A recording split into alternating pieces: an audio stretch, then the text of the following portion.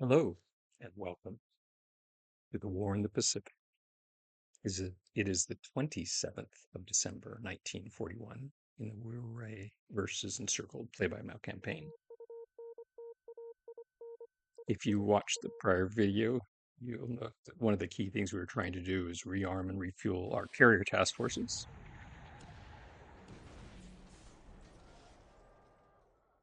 We'll show progress there, I think. Meanwhile, our submarines working off Rangoon, blockading it, continue to make kills. It helps that no enemy shipping can move there without being detected. So the submarines have a very high attack rate due to the detection levels of the enemy. Sounds like the transport sank, no surprise. So British light cruisers bombarding Samarang.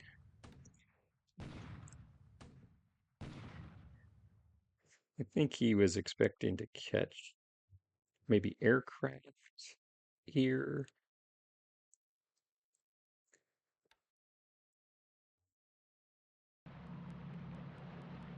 So I talked about this in the last video. Fast transport task force raced down to grab Wallace Island.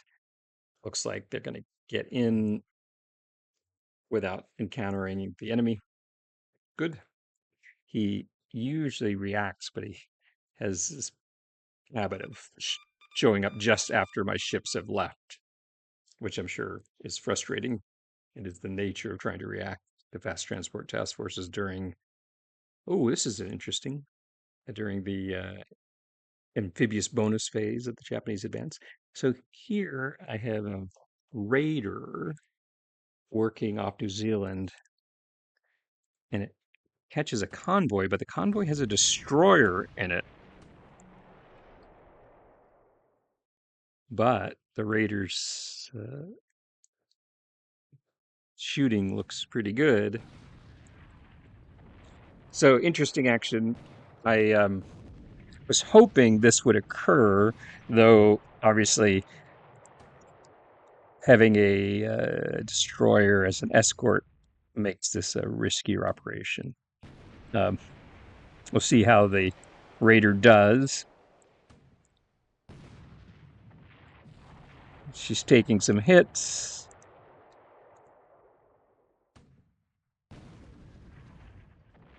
From B.D. Stewart.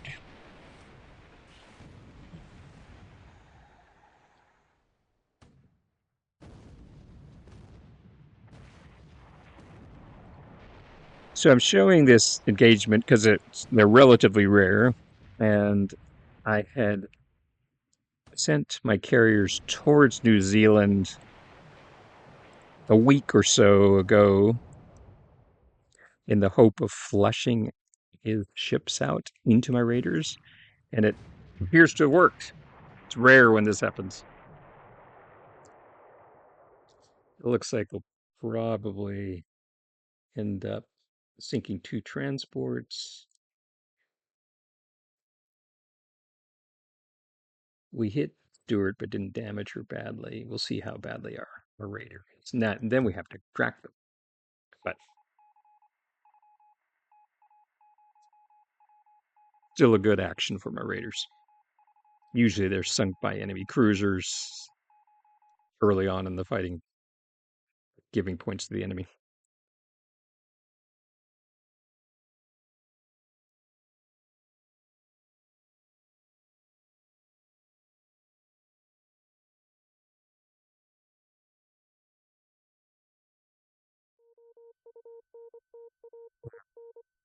Assume he's trying to resupply Port Moresby.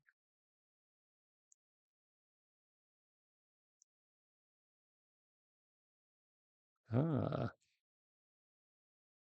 So the Glens yesterday sighted what looked like an AE, which is a very valuable target, making its way towards the Aleutians. Because having an AE up there is the only way he can rearm any of his larger ships. So I'd love to vector in my submarines on that bad boy. Ah, so it's going after Samarang again. He bombarded it. Meanwhile, we're sweeping Sorbaha. Didn't catch any fighters airborne. So our two air forces sort of went by each other.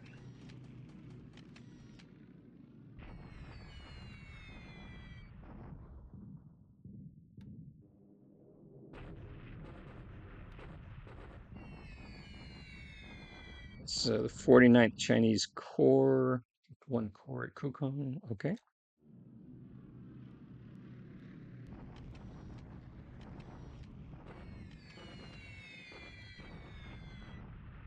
'93rd. 93rd is not a strong formation.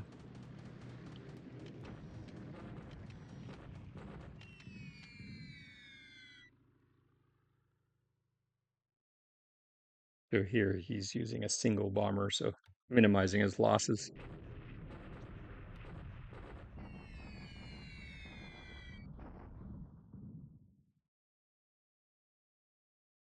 Bombing my lead elements there.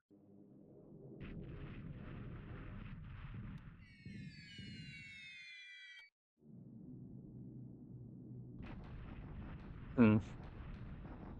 Not sure what those L212s are doing a long way from home.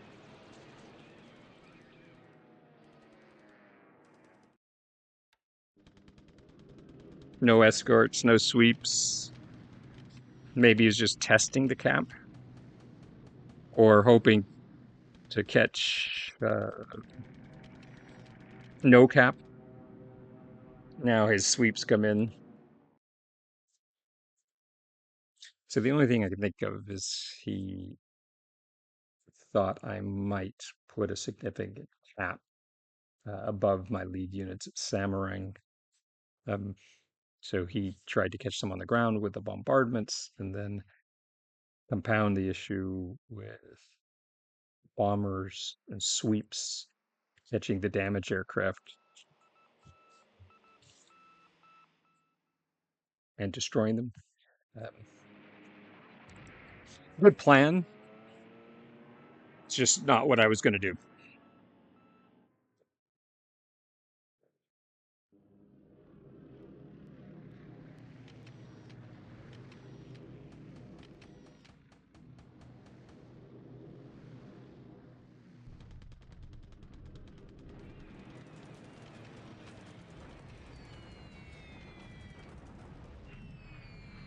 He's trying to damage the airfield at Mole Mine or Mole Mean. I don't have a lot of use for that airfield because of the superior range of Japanese aircraft. I can operate from Tavoy and Bangkok quite effectively without getting so close that I'm within his sweep range.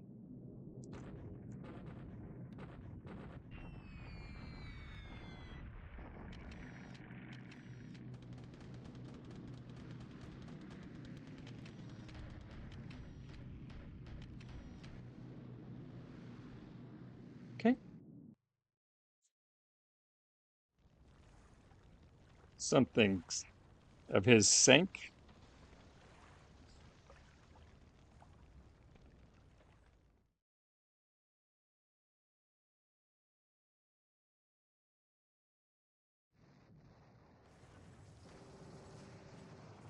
So clearing the rail line.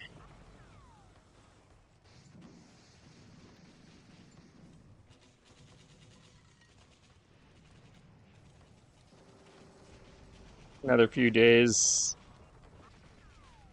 All of our rail lines will be secure.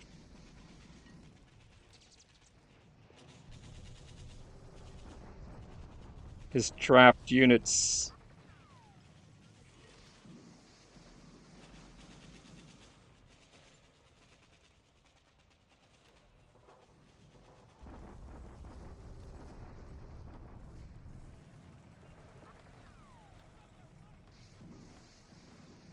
Okay.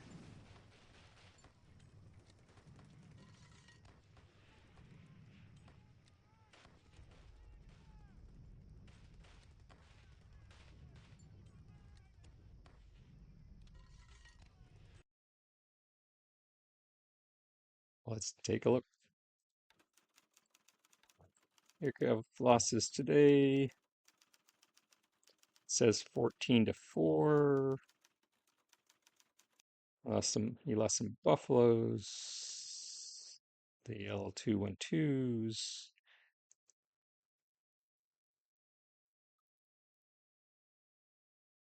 Okay. Let's just check. Scores jumped a little. So I'm guessing at least one of those ships in the South Pacific sank along with the torpedoed convoy. Let's start in the Aleutians.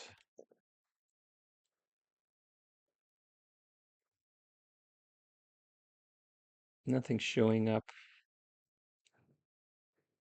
Only have a single Mavis flying at the moment, but the AV will fix that, and we're going to go ahead and load up a portion of this Special Naval Landing Force unit to take Adak. Meanwhile, we have engineers and supply unloading at Shima Island. Shima Island, I think I told you before, it's a small island, so it forces island size 2, so it forces a shock attack. And you can also build a good sized airfield there, so it's a nice place to try to hold. We've got engineers, Special Naval Landing Force unit, and a JNAF unit, and supply, and a couple battleships watching over it. Need to get more naval air search in here to make sure his carriers aren't sneaking up on me. Though his carriers, they can certainly damage the battleship, but without good torpedo, the battleships without good torpedoes, the battleships will likely be able to escape. Uh, just dive bombers. And we're building up Kuramushiro Jima and Shimzushiri Jima as part of strategy in the north for the Fifth Fleet area of operations. Let's jump over to China. So we broke through this first hex easily a day or so ago, and we're going to now try for the second, see how it goes, and we'll use massed air power. Meanwhile, in the south, we're maneuvering our main forces against soft underbelly of Changsha.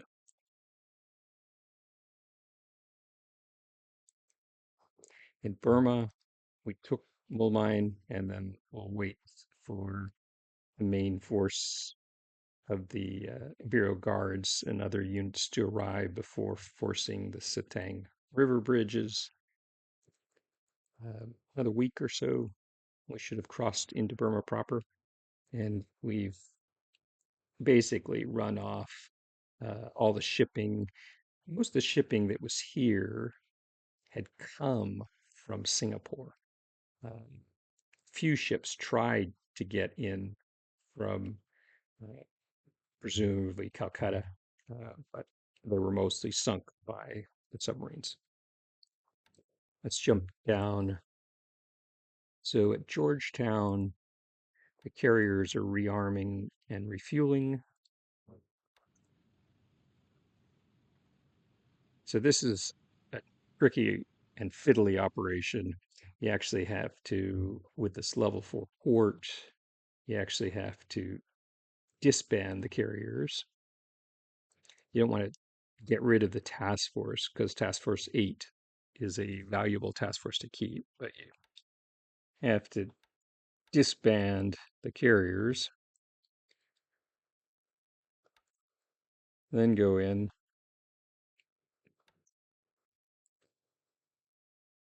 and right click to rearm them. So you can see they now have their CAG sorties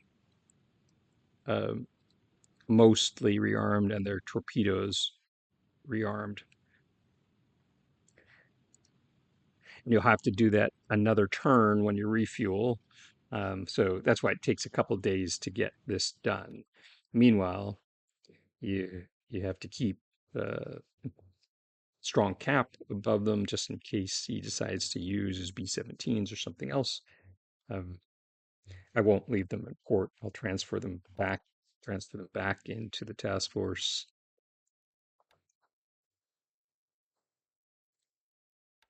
Have to change this to escort.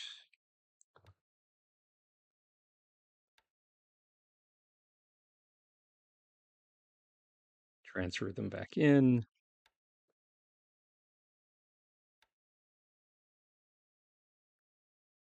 And then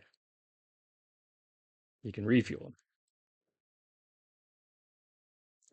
You see, they didn't completely refuel, so that's why it's going to take a while. Meanwhile, you have to you've got the fast battleships ready to refuel. They did already. Let's check to see if they've rearmed. They have, so they're in good shape.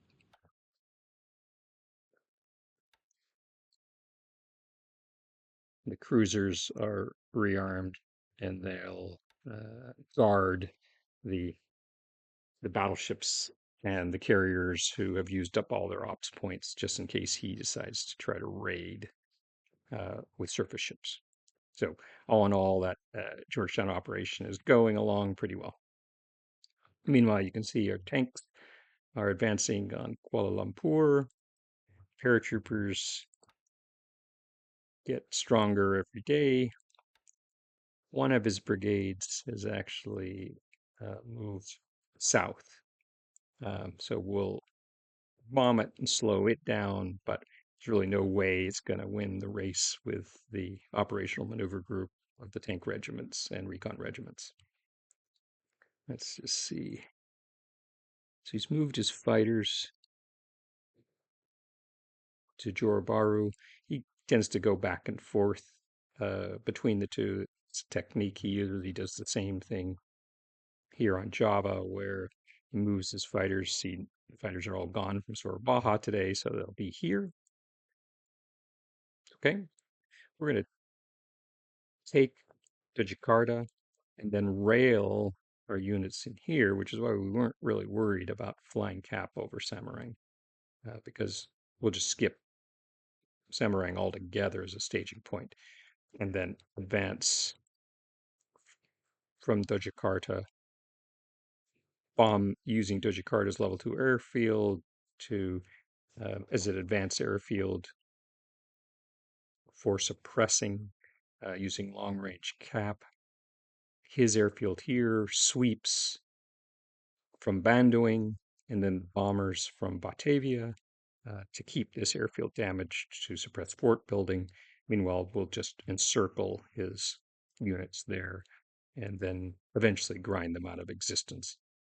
But I need to keep this airfield suppressed because the way this is playing out, there's almost no way I'm going to have to take Surabaya um, as part of my encircling operations, which leaves its oil exposed to attack by bombers, whether from here or the level uh, 4 airfield at Balikpapan. So that will suck up some of my fighters and a good bit of my anti-aircraft guns, just trying to defend the oil at Surabaya for uh, until I can close out these actions. Because I have to keep this airfield closed. I'm not worried about Balikpapan. He can fly out of there, but he can't as long as he doesn't have an airfield to sweep with fighters. We can defend effectively against his bombers without much terrible difficulty. In the Celebs, we've landed just south of Manado, and we're going to take Manado. We'll be ready to attack here at Tegian. Yeah, they're in decent shape. So, and we've uh, grabbed Malabali behind him. But I could wait and take the last two bases and force him to surrender. Probably won't, might regret that slightly, but it's not a big deal.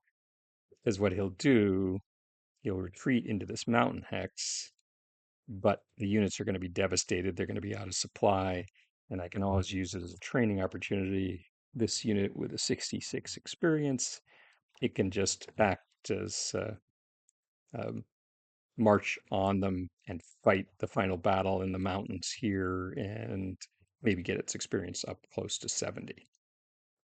I always use the Philippines campaign as a way to train my special naval landing force units for uh, fence island defense.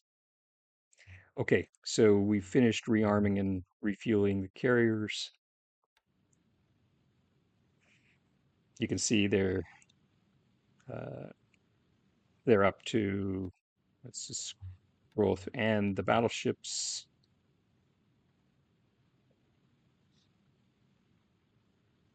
they have all their sorties, all their torps. Destroyers are all rearmed. So we're in good shape here. And that took a couple days again because we only have that single AKE. Another week, I'll have four, um, but you only start the game with one. And we'll make sure these destroyers get out of here. They're 35 knot destroyers, so even if he sends something after them, odds are they're going to escape. And we'll take Wallace Island, and then we'll be able to exert naval air search uh, over Suva and the Samoa Islands. Let's just check on how our raiders are doing. So one raider is over here. I think I will send both raiders west. I know he has at least two light cruisers operating in this area, Leander class. Um, so I think we'll try to lose ourselves in the Tasman Sea and make their way back to New Caledonia. No reason to give him points. The other option is if they have the range, I guess I don't think they do anymore. They only have about 5,600 miles range, but could send them all the way around south end Australia looking for shipping. I might still consider it. I'll check the ranges and check the math and see if it works. Anyway, that's the 27th of December turn.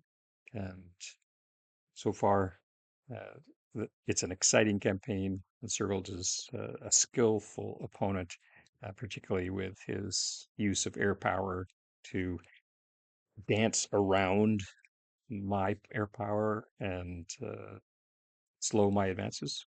But we're making good progress. And I look forward to our next chance to talk.